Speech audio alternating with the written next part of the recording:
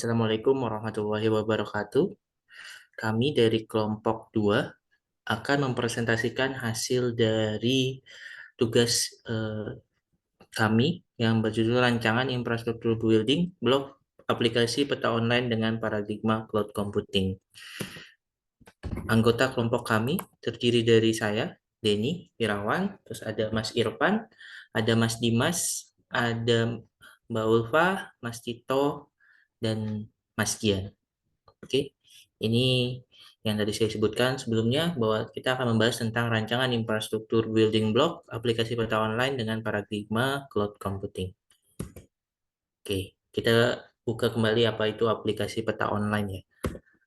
Oke, peta online seperti aplikasi Google Map merupakan aplikasi yang menawarkan citra satelit, foto udara, peta jalan, pemandangan panorama, jalanan interaktif 360 derajat atau street view, kondisi lalu lintas real time, dan perencanaan rute untuk bepergian dengan menjalan kaki, mobil, sepeda, dan transportasi umum.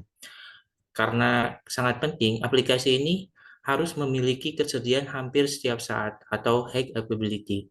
Sekalipun tingkat penggunaannya sangat tinggi, tentu untuk mencapai hal tersebut maka perlu dilakukan perencanaan yang matang agar aplikasi dapat berjalan dengan baik. Tujuannya dari penelitian ini adalah pertama, itu untuk merancang infrastruktur building block untuk aplikasi peta online seperti Google Map dan sebagainya. Terus untuk menentukan best practice blok demi blok dengan menganalisa dan mempertimbangkan kesediaan, performa, dan security terkait layanan pemanfaatan infrastruktur as service atau IaaS. Baik, untuk selanjutnya yaitu apa requirement dari fitur-fitur dasar yang harus dimiliki oleh aplikasi ini. Yang pertama yaitu menampilkan peta, mendeteksi lokasi atau memakai GPS, mencari lokasi atau tujuan, dan menunjuk jalan real time. Kemudian yang kedua, penyimpanan lokasi, pengukuran jarak, dan optimasi jarak, rute atau full saving. Kemudian yang ketiga, traffic monitoring, transit, location sharing, dan mode offline. Kemudian selanjutnya, apa itu infrastruktur teknologi informasi?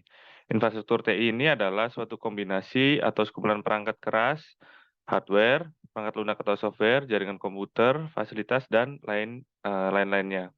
Untuk mengembangkan, menguji, memberikan, memantau, dan mengendalikan layanan teknologi informasi. Nah, kemudian building blocks ini merupakan perluasan dari konsep framework dalam merancang sebuah IT environment. Jadi sebuah building block membantu mengkategorikan komponen dalam menyusun IT architecture ke dalam hard, soft, and connector building block. Kemudian selanjutnya kami akan membahas tentang infrastructure building block adalah definisi adalah sebuah model yang menggambarkan seluruh komponen yang dibutuhkan oleh aplikasi secara lengkap seperti itu. Kemudian selanjutnya, nah, apa sih keuntungan dari cloud computing? Ada beberapa keuntungan menurut kelompok kami.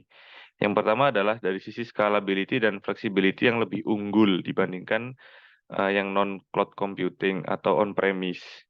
Kemudian reduction of cost, jadi biayanya itu secara penelitian sudah lebih rendah ya. Kemudian mobile access, jadi bisa diakses dari mana saja, yang penting ada jaringan internet.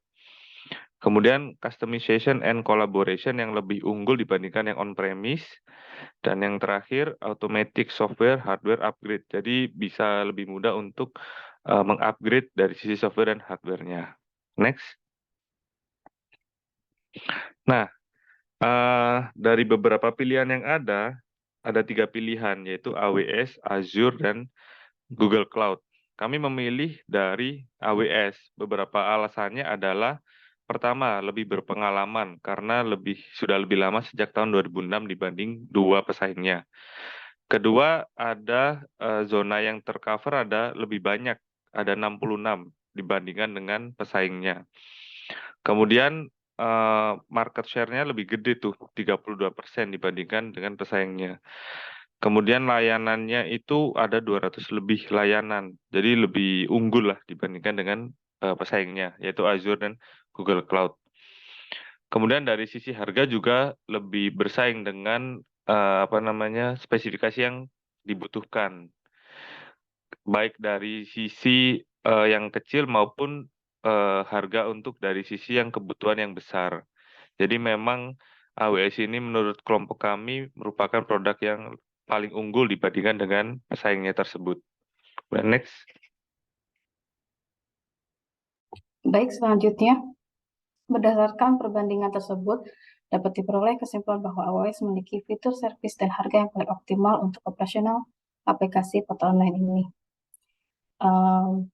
Dan selanjutnya, untuk desain result, infrastruktur building blocks yang akan dibangun menggunakan paradigma cloud computing dengan service infrastruktur as a service dan menggunakan vendor Amazon Web Service.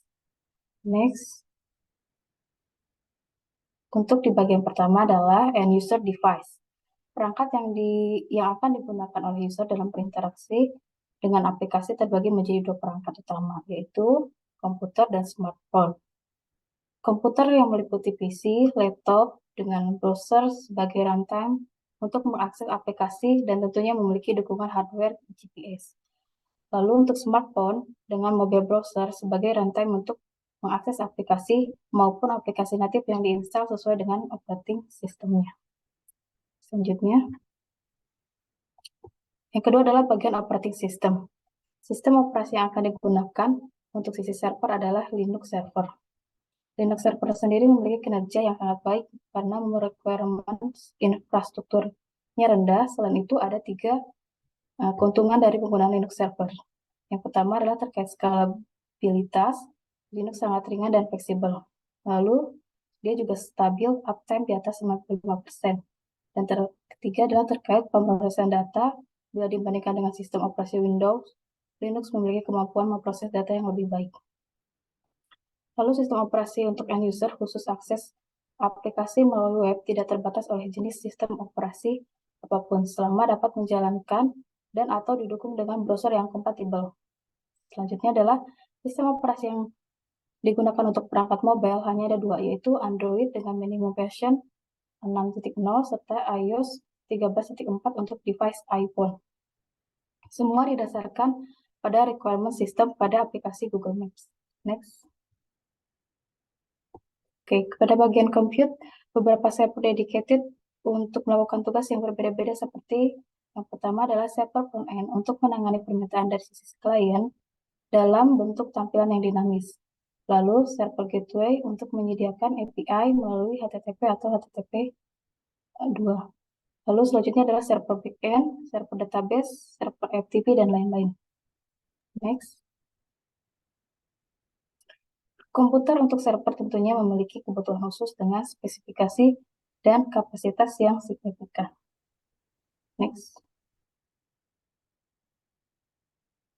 Baik, jadi untuk mempertimbangkan server sendiri, kita mesti mempertimbangkan dari 3 hal, yaitu CPU, RAM, dan storage. CPU ini sebagai otak dari mesin, RAM atau memori sebagai penentu banyaknya proses yang dapat dilakukan secara simultan oleh prosesor itu sendiri. Lalu storage untuk penyimpanan yang baik dalam sebuah komputer server harus didukung dengan peningkatan kecepatan. Next.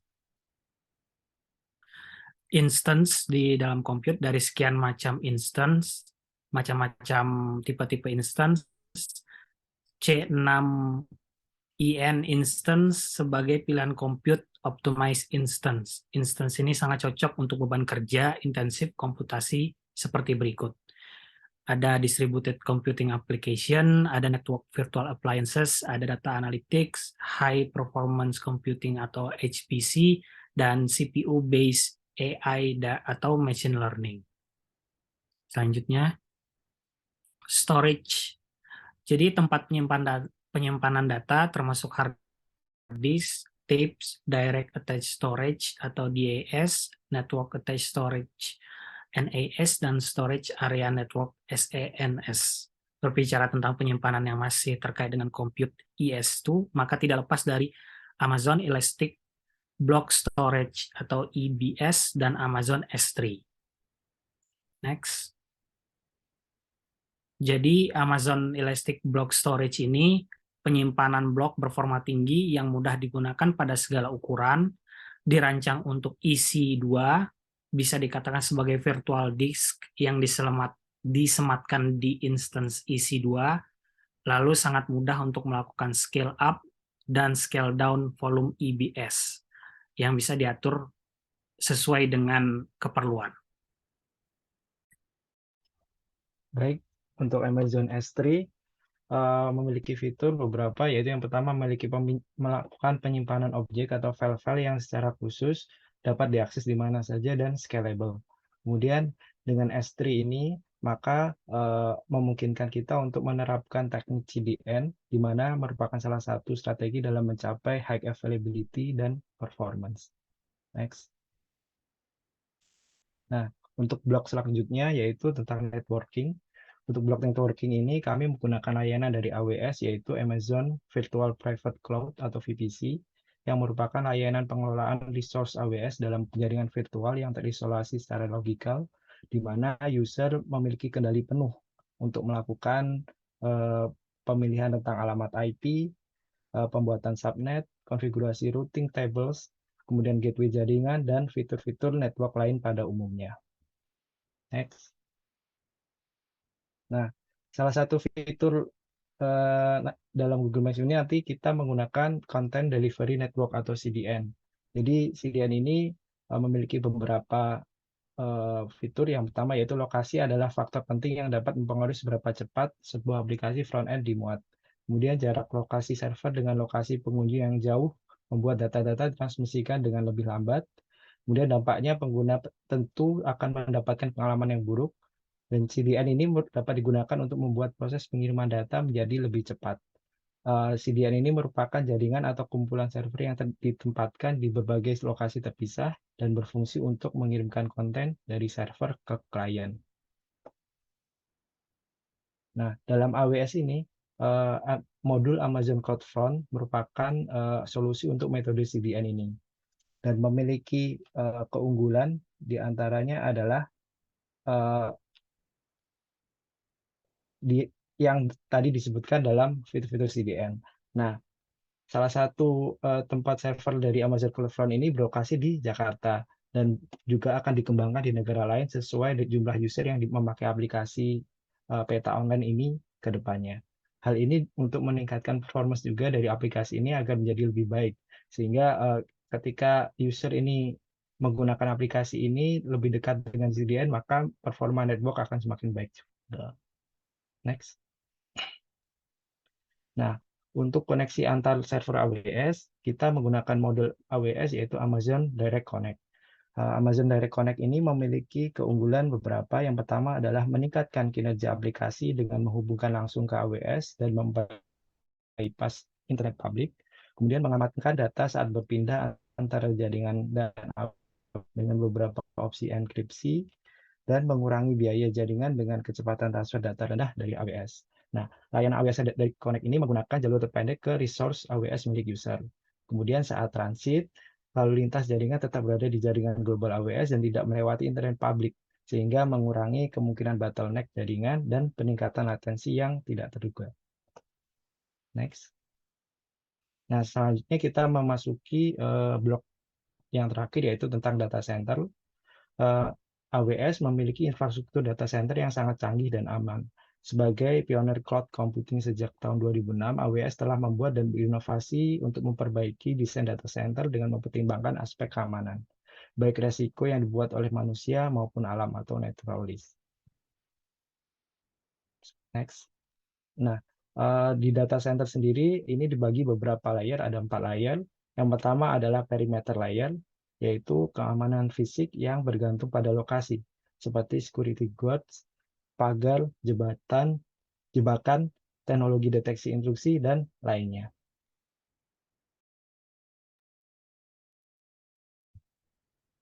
Next, untuk selanjutnya infrastructure layer berupa bangunan data center dan peralatan serta sistem yang mendukung untuk operationnya, seperti peralatan backup, power, UPS, sistem heavy AC, sistem perairan, telekomunikasi, internet, dan peralatan fire suppression, di mana semua didukung dengan sistem redundant dan backup. termasuk juga maintenance rutin yang dilakukan oleh AWS terhadap peralatan tersebut. Kemudian aspek keempat ada data layer. Data layer ini layer yang mengamankan area di mana data customer tersimpan, yakni dengan melakukan pembatasan akses dan pemisahan privilege di tiap layer, termasuk juga mengaplikasikan teknologi pendeteksi ancaman seperti CCTV dan sistem protokol safeguarding. And the last one, environmental layer merupakan pemilihan lokasi dan konstruksi untuk keberlanjutan pengoperasian data center, di mana melalui pertimbangan lokasi yang aman dari bencana alam, misalnya banjir, gempa, dan cuaca ekstrim. Next, selanjutnya kita beralih ke design of building blocks. Tujuan utama dari penelitian ini adalah menghasilkan rancangan infrastruktur aplikasi peta online seperti yang tadi disebutkan, seperti Google Maps, berdasarkan konsep model infrastruktur building block dengan mempertimbangkan aspek non-fungsional availability, performance, dan security. Selanjutnya, next, sebelumnya. Berikut ini adalah gambar diagram building block yang telah dilengkapi dengan top level rancangan infrastruktur aplikasi peta online yang meliputi sebagai berikut. Pada blok end user device terdapat laptop, PC, dan smartphone. Kemudian blok operating system terdapat Linux server, Android, dan iOS. Kemudian pada bagian compute ada Amazon EC2, kemudian storage ada Elastic Block Storage dan Amazon S3. Kemudian networking ada Amazon Virtual Private Cloud atau VPC, kemudian Amazon CloudFront dan Amazon Direct Connect. Dan pada blok data center ada perimeter layer, infrastructure layer, data layer, dan environmental layer. Selanjutnya, penerapan konsep model infrastructure building block dan paradigma cloud computing mampu memberikan petunjuk, kemudahan, kecepatan, juga skalabilitas dalam perancangan infrastruktur aplikasi peta online. Maka kesimpulannya, membuat aplikasi peta online berbasis website dengan mobile dan skala besar tidaklah mudah. Banyak variabel penting yang perlu dipertimbangkan ketika menentukan arsitektur yang dapat diskalakan. Aplikasi peta online yang baik semestinya dapat diskalakan dan mendukung ribuan atau bahkan jutaan penggunaan, dan harus berkinerja andal dan aman. Artinya arsitektur terbaik di kelasnya tidak akan mengalami downtime, crash, dan kecepatan pemuatan yang cepat, juga keamanan yang canggih, mencakup high availability, performance, dan security. Dan salah satu pilihan yang tepat adalah menggunakan paradigma cloud computing, khususnya layanan IaaS. Dalam hal ini, penyedia infrastructure as a service yang dipilih adalah Amazon Web Service. Selanjutnya, baik demikian presentasi dari kelompok kami. Kurang lebihnya mohon maaf. Sekian dan terima kasih.